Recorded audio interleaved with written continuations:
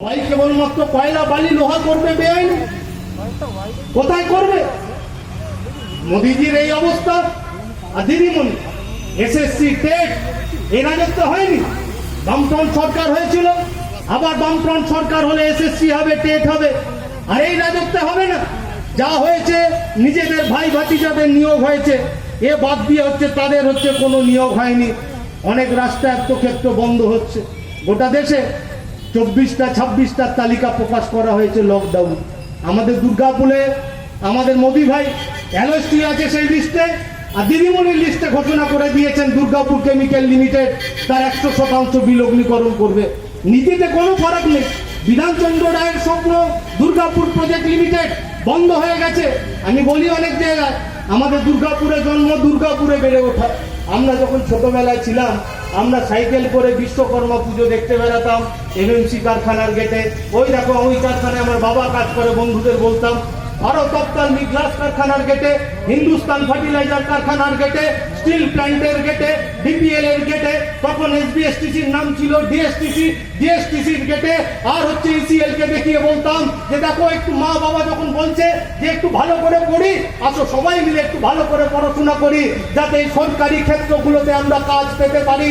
আমি বলি মোদিজি, দিদি তোমার বাহিনী আজকে প্রচার করছে যে রাষ্ট্রায়ত্ত কারখানায় যারা কাজ করে তারা নাকি 60 লক্ষ 70 লক্ষ টাকার বেতন পায়, তাই কারখানা বন্ধ করা হচ্ছে। আমি তর্কের খাতে ধরে নিলাম তাই সত্যি, তাহলে এদের বসানোর পর এই কারখানাগুলোর অস্তিত্ব থাকবে না। আর কারখানার অস্তিত্ব না থাকা মানে দুর্গাপুরের বেকার যুবক এবং যুবতী তারা আর কোনোদিন স্বপ্ন দেখতে পারবে না যে তারা সরকারি ক্ষেত্রে কাজ পাবে। এই স্বপ্ন মোদি এবং দিদি তাদের চিরতরে বন্ধ করে দিচ্ছে, যা আমাদের নতুন প্রজন্মকে আমাদের হচ্ছে ভেবে রাখা প্রয়োজন। অনেক বাম ভোটার ভেবেছিলেন তৃণমূলকে পেদানো প্রয়োজন, তাহলে হচ্ছে বিজেপিকে যেতে হবে। কোথায় বিজেপি?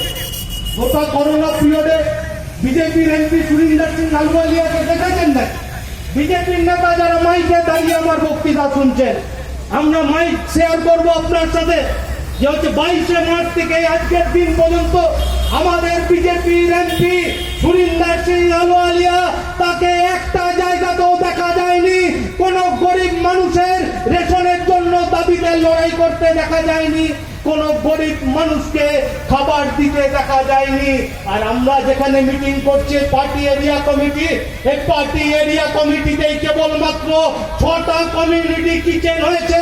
আমি চ্যালেঞ্জ করে বলছি বিজেপির সাংসদ আর দুর্গাপুর নগর নিগম এবং নবান্নকে বলতে পারবেন একটা কমিউনিটি কিচেন আপনারা চালিয়েছেন? একটা কমিউনিটি কিচেন চালান। যা চালিয়েছে এই লাল ঝান্ডা, তারা এই সময়ের মধ্যে কমিউনিটি কিচেন চালিয়েছে। আমি বলি